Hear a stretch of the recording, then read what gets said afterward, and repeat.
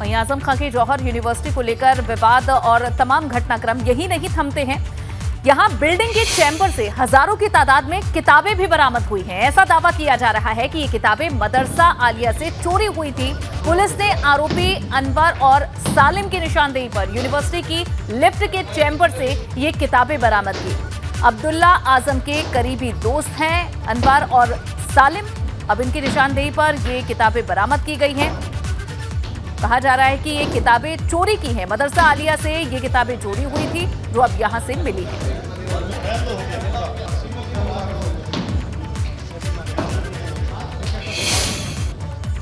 बढ़ेंगे आगे। संभल से सपा सांसद शफीकुर रहमान बर्क ने एक विवादित बयान दिया है। मदरसों के सर्वे पर सपा सांसद शफीकुर रहमान बर्क का बयान सामने आया, जिसमें उन्होंने ये कहा है कि सरकार मुसलमानों को खौफजदा करना चाहती है। साथ ही उन्होंने कहा कि मदरसा कहीं भी बना हो उसे तुड़वाना नहीं चाहिए। मदरसों को तोड़ने का फैसला गलत है।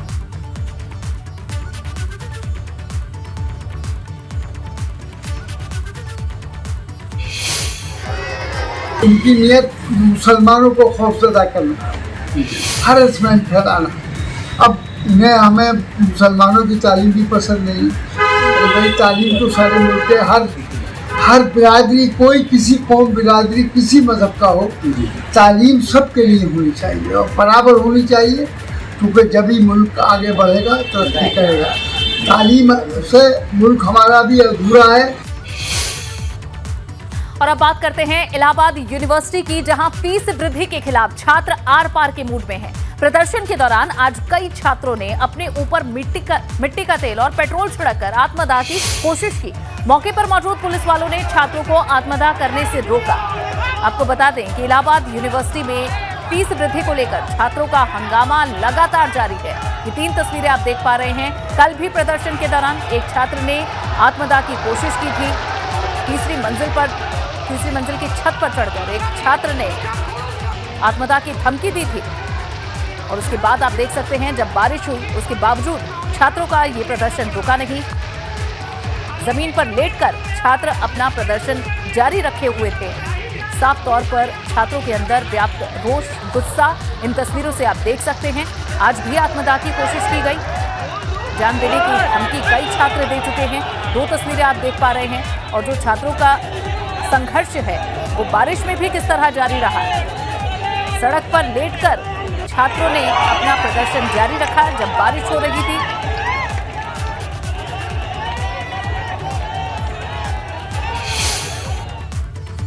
वहीं छावनी में अब तब्दील है प्रयागराज सेंट्रल यूनिवर्सिटी। पुलिस ने प्रयागराज सेंट्रल यूनिवर्सिटी को घेरा हुआ है। फीस बढ़ोतरी के खिलाफ छात्रों का प्रदर्शन जारी है, जहां 15 दिन से आमरण अनशन पर छात्र बैठे हुए हैं। छात्रों ने कुलपति ऑफिस घेराव करने की चेतावनी दी।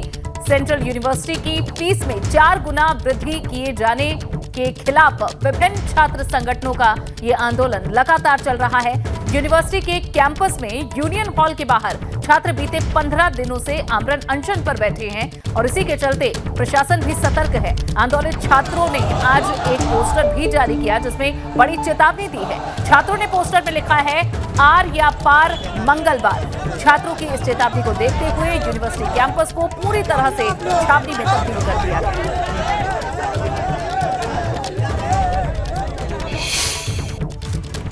अब देखना होगा कि कब तक यहां बात बन पाती है छात्र और प्रशासन, यूनिवर्सिटी प्रशासन के बीच में। बढ़ेंगे आगे। रामपुर की नगर पालिका परिषद की चेयरपर्सन आजम खां के बचाव में उतर आई हैं। रामपुर नगर पालिका परिषद की चेयरपर्सन फातिमा जबी ने पुलिस के दावे को खारिज कर दिया है। नगर पालिका अध्यक्ष की माने तो जौहर यूनिवर्सिटी में खुदाई के दौरान जो मशीन मिली है वो नगर पालिका की सफाई मशीन नहीं है। सफाई मशीन नगर पालिका के पास होने का नगर पालिका चेयरपर्सन ने दावा किया है। साथ ही आजम खां, अब्दुल्ला आजम समेत 7 लोगों पर दर्ज एफआईआर को झूठा और बेबुनियाद बताया है।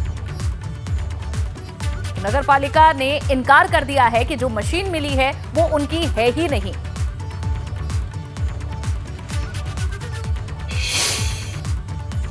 देख रही हूँ एक प्रोपेगेंडा चल रहा है और आज सारे न्यूज़पेपर्स में भी था कि वो जो मशीन जौहर यूनिवर्सिटी में प्राप्त हुई है वो पालिका की है।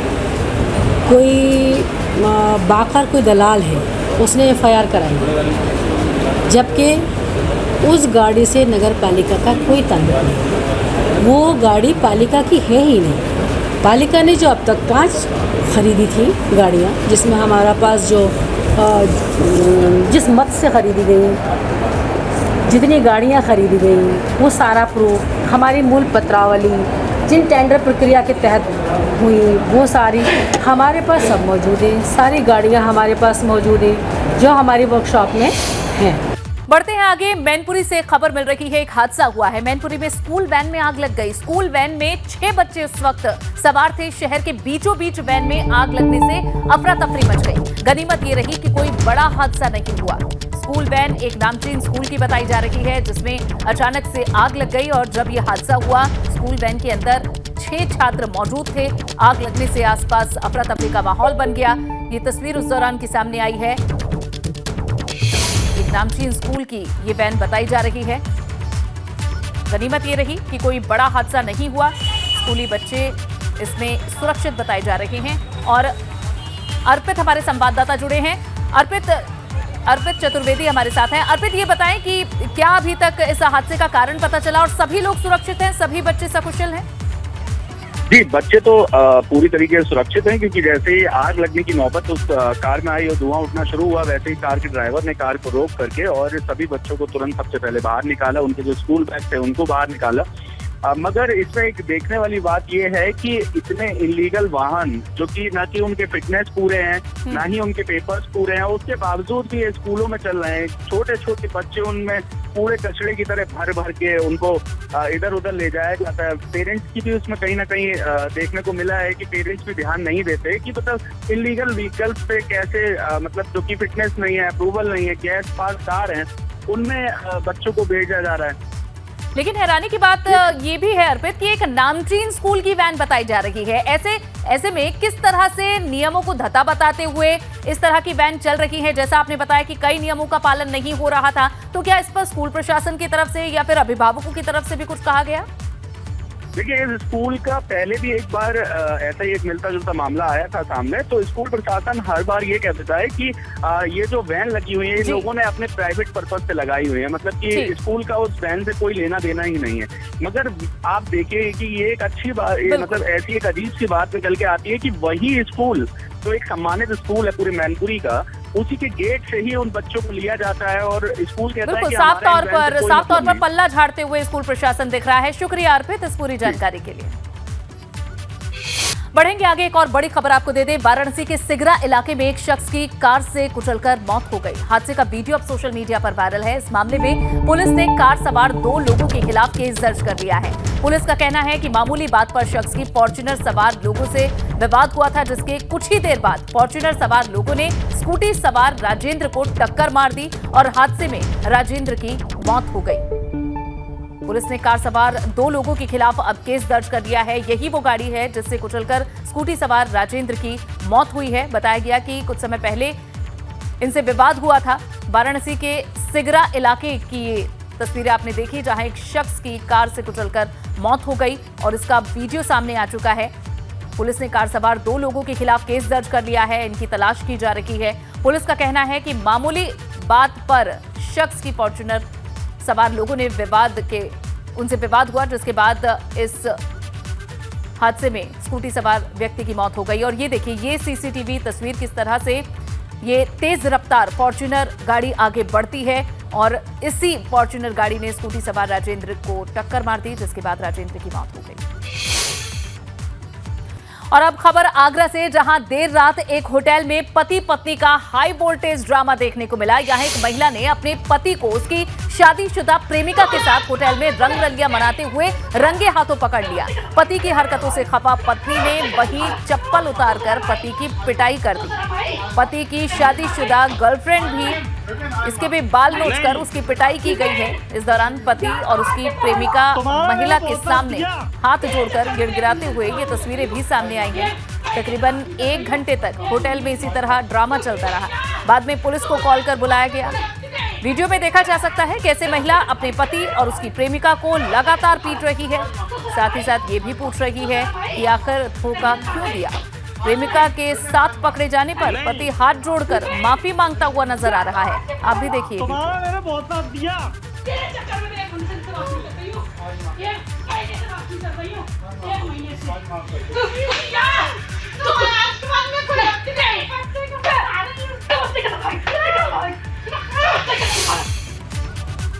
में आगे बढ़ते हैं। फिरोजाबाद में बिना नक्शा पास कराए बनाए गए पॉपुलर रेजिडेंसी पर बाबा का बुलडोजर चला है। कई बार नोटिस के बाद भी जवाब नहीं मिलने पर अब ये कार्रवाई की गई है। दरअसल थाना टूंडला क्षेत्र आगरा रोड पर एक पॉपुलर रेजिडेंसी को बनाने का कार्य किया जा रहा था, लेकिन विकास प्राधिकरण में उसका नक्शा पास नहीं था, इसीलिए काफी समय से इसका काम भी रुका हुआ था। विकास प्राधिकरण ने कई बार पॉपुलर रेजिडेंसी के मालिक को नोटिस दिया था, लेकिन पॉपुलर रेजिडेंसी के मालिक की तरफ से नोटिस का कोई जवाब नहीं दिया गया। तो आज विकास प्राधिकरण ने अवैध निर्माण पर बुलडोजर चला दिया।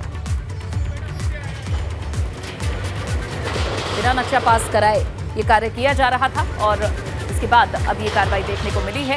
अवैध निर्माण पर ये बुलडोजर चला है।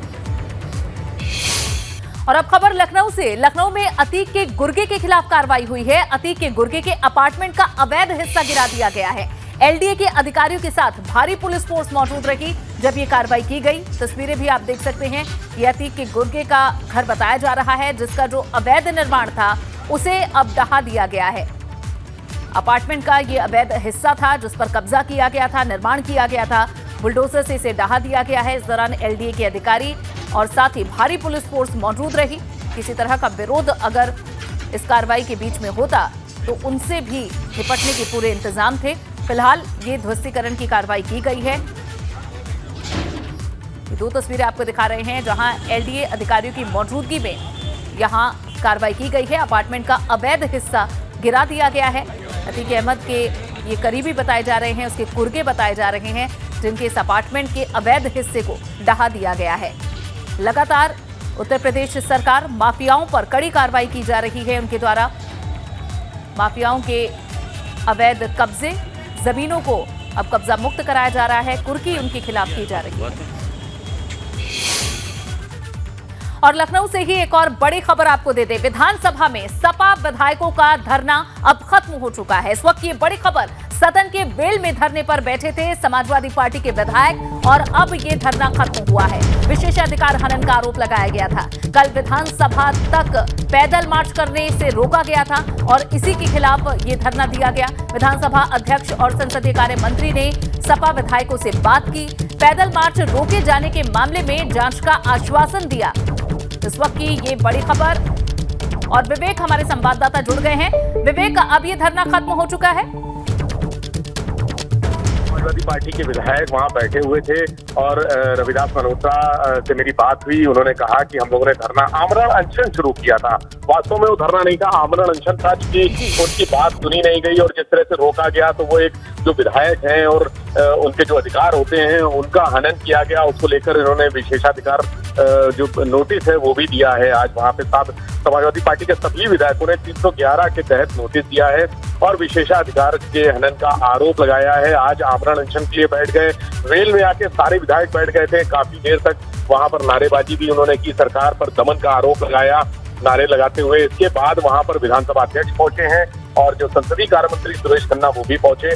दोनों ने विधायकों से बात की और उनको कहा कि जो भी हुआ है, जो भी घटनाक्रम हुआ है, उसकी जांच कराई जाएगी कि आखिर किन हालातों में ऐसा हुआ कि उनको रोका गया वहां पे। क्या कोई और रास्ता नहीं था, कोई और जरिया नहीं था, क्यों रोका गया? और ये एक तरह से पैदल जो ये मार्च था उसको कंटिन्यू किया जाता, आने दिया जाता तो उससे क्या नुकसान हो सकते थे? आखिर किस आधार पर अगर पुलिस ने रोका है या प्रशासन के अधिकारियों ने, जिन्होंने भी किया है उसको आगे हम जांच कराएंगे। लेकिन फिलहाल ये आमरण अनशन खत्म करिए। आपस की बातचीत हुई, उसके बाद समाजवादी पार्टी के सारे विधायक लौट गए हैं। यानी कल से जो घटनाक्रम, जो उनके मन में एक भावना थी कि उनकी जो कार्रवाई है, इस तरह का जो दमन की कार्रवाई है उत्तर प्रदेश सरकार की, वो आरोप भी लगा रहे थे इसको लेकर। हालांकि विवेक, इस पर जवाब खुद मुख्यमंत्री ने दिया था सदन के भीतर और उन्होंने ये कहा था कि परमिशन नहीं ली गई थी। इस तरीके से अगर प्रदर्शन करेंगे या फिर पैदल मार्च करेंगे तो कार्रवाई की जाएगी। इसी तरह से रोका गया, यही कारण उन्होंने बताया। लेकिन विवेक, ये बताएं कि ये जो धरना या आमरण अनशन हुआ, कितनी देर तक ये हुआ और इस दौरान क्या कुछ हुआ, किन किन से बात हुई,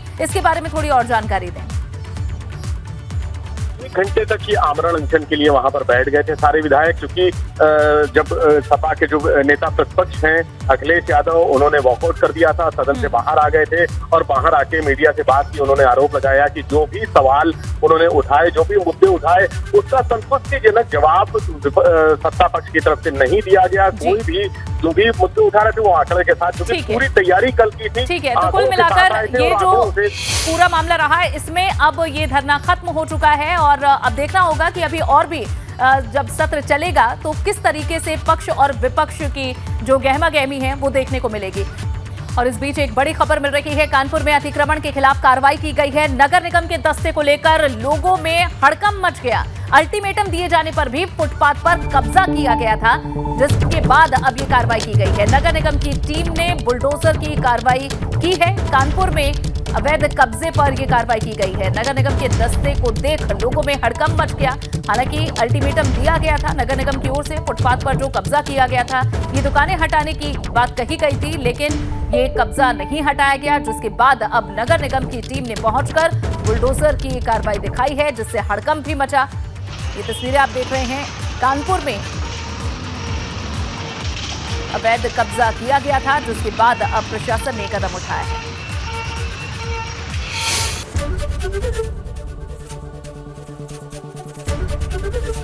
एबीपी गंगा, खबर आपकी, जुबान आपकी।